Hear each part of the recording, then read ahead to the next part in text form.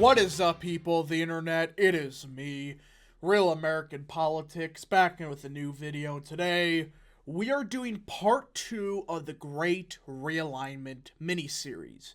That's right, everybody. So if you don't know what this series is, it's me going over the changing political dynamics of America. As everybody knows, we are in one of the greatest realignments in our country's history. Rural areas becoming more Republican, suburban areas becoming more Democrat, etc. And most people think this started just under Trump. 2016 was when the realignment started. Well, in part 1, we kind of showed that no, it was part of it. Yes, Trump running was part of the realignment, but it had its roots back in 2008 and 2010. So part 2 will finish off the seats that did flip in 2010 that kind of became stronghold seats for the respective parties. And again, some seats that have people such as Henry Cuellar, Jared Golden, etc. We're ignoring those because, well, we can't really judge them because they currently have such strong incumbents that we just gotta wait and see what happens.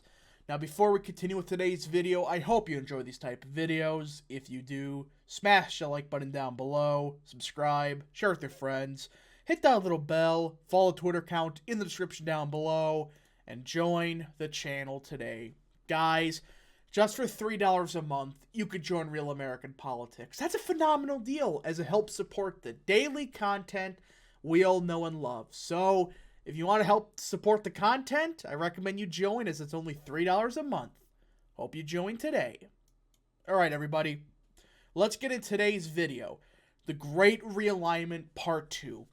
And we ended off with around half of the House races for 2010 completed. As you can already tell, this is kind of just stunning to look at. The dark red and dark blue districts are ones that flipped to the Republicans or Democrats and solidified permanently. And well, think that parts of Arkansas, they weren't Republican before. I know you had Bill Clinton, but still, it's kind of just weird seeing this map today's context. Now, 10 years ago, it wasn't as crazy, but you get the point that the maps changed a lot just in 12 years. And most of the shift, it started back in 2008, in 2010. So let's get into it. Let us get into part 2. And we're going to start in New York. And there is a seat here that does not exist anymore. New York 29th. It is now New York 23rd. There's not much to say here. This seat is uber duper duper duper Republican. It used to be Democrat, though. It used to be a Democrat seat that is one of those blue-collar, working-class northern state districts of New York. Upstate New York has quite a few of those working-class seats, and this is one of them that was Democrat for a while. It's right next to Buffalo, but it did eventually flip in 2010. Now we got the state of Ohio, and we got a bunch of them. The first one is Ohio 6. This is, of course, Appalachia. This is, no doubt about it, this became a Republican stronghold, in particular under Trump, but it's really started in 2008 with McCain. I mean, you look at 2004 and 2000, there are a bunch of counties that Kerry and Gore won in Appalachia. Well, it kind of started with McCain. He did a lot better than expected in this region. Then 2010, it kind of flipped in. Well, to say that it stayed that way is an understatement. So, Ohio 6 became a Republican seat after a couple of years of being Democrat. You also have Ohio 7th. This was a seat that, for a while, was not that, Democrat before. It was, or I should say, not Republican before. It was a Democrat stronghold. Now that you got Max Miller in there, he flipped the seat. Not much to say there. And same thing with Ohio 14th.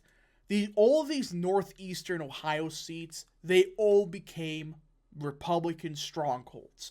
Now, not to say they're going to be won by 50 points or anything like that, but they're at that point now where, yeah, they are Republican seats. Yes, you have the to-be-determined district in Ohio 5th, I believe, or 3rd, excuse me, with Amelia Sykes as congresswoman of that district. It used to be Tim Ryan's seat, but you get the point that it's to be determined, but the rest of those northeastern Ohio seats, they'll flip to the Republican Party.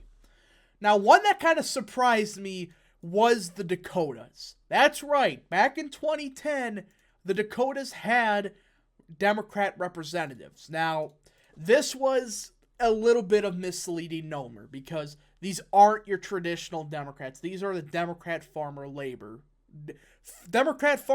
What that? You get the point. It's the North Dakota Democrat Nonpartisan League Party, or Minnesota, similar thing. You get it. Point is, these were more of a conservative Democrat faction.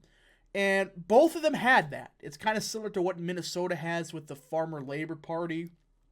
But it was a bit more conservative. And that's why it was Democrat. But then it kind of just became a bit too red for the Democrats to hold on there. It was 2010 that solidified these two states, or districts I should say, as Republican seats. Now, we have a couple of them in the state of Pennsylvania as well. Yes, not all of them have become, Republican strongholds or anything like that, but you do got a couple. The first one is Pennsylvania 9th.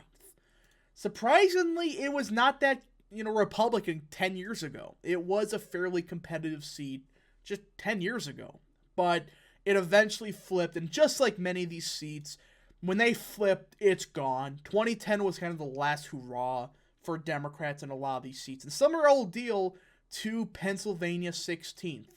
This is partly in Appalachia, not fully, but parts of it is in Appalachia. It is very similar to northeastern Ohio, very blue collar, has Erie, Pennsylvania in it. It was just like a lot of these working class seats, Democrat for decades. But 2010, with the Tea Party revolt, a more populist nationalist revolt happened, and a lot of these seats did flip. It's just crazy to think that we used to have Pennsylvania 19th as a competitive seat, or Pennsylvania 16th, excuse me. It's just bizarre to look at. This was really the start of the realignment of Pennsylvania. Republicans used to do great in the Philly suburbs, but they crapped themselves in the rest of the state.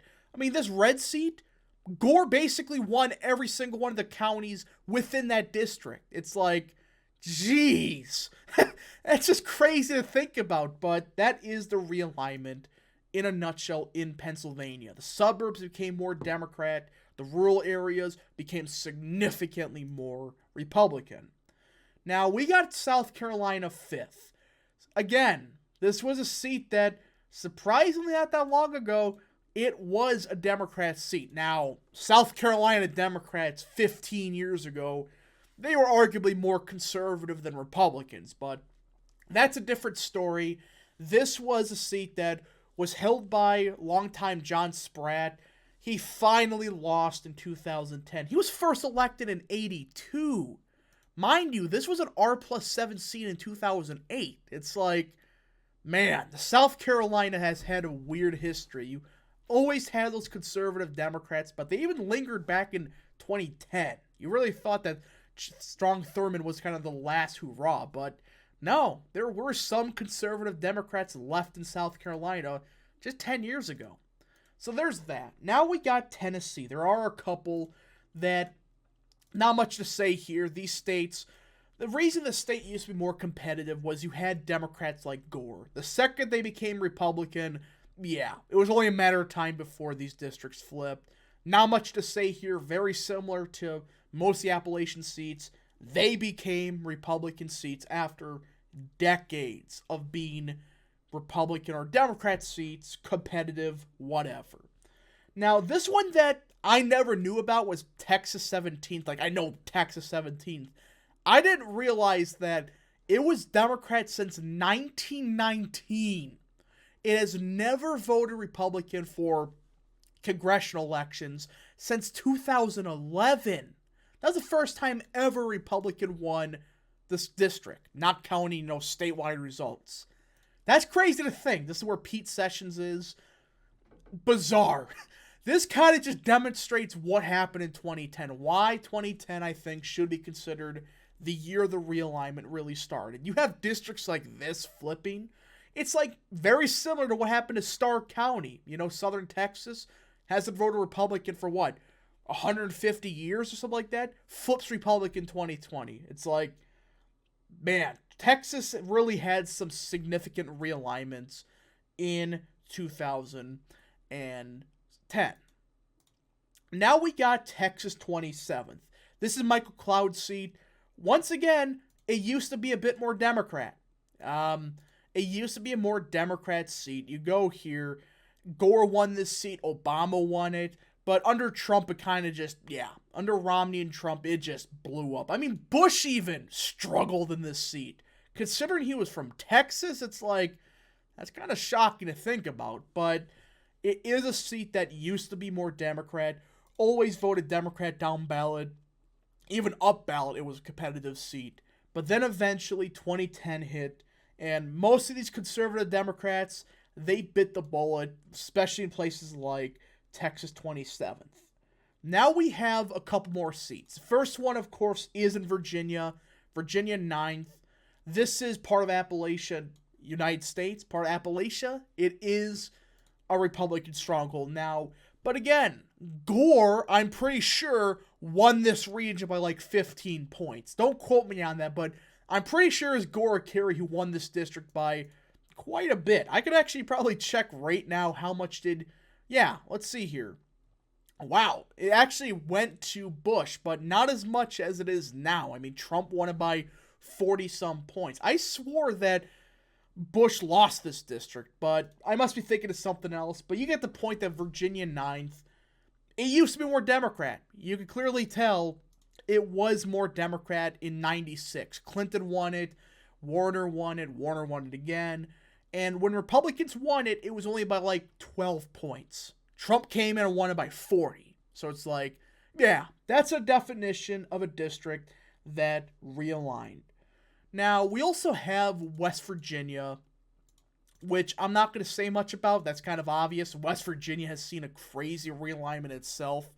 I mean, all these districts used to be blue, but West Virginia had its flips starting in 2010, and it never looked back. 2010 was the last blow for the Democrats there. It was just years upon years upon years of trending Republican. 2010 was the last straw that kind of broke the camel's back. Now, the last seat that really solidified themselves in 2010 came in Wisconsin. It came in the great state of Wisconsin with Wisconsin 7th.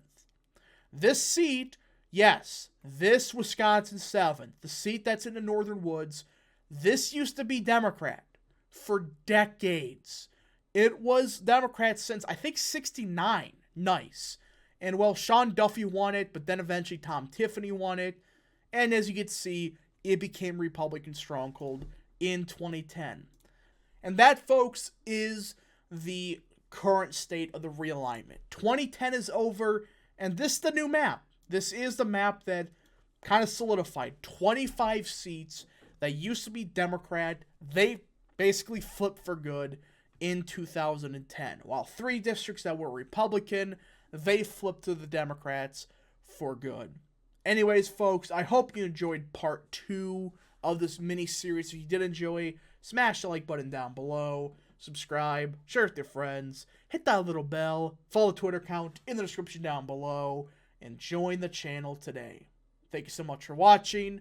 We'll see you guys in the next video. Godspeed to all of you.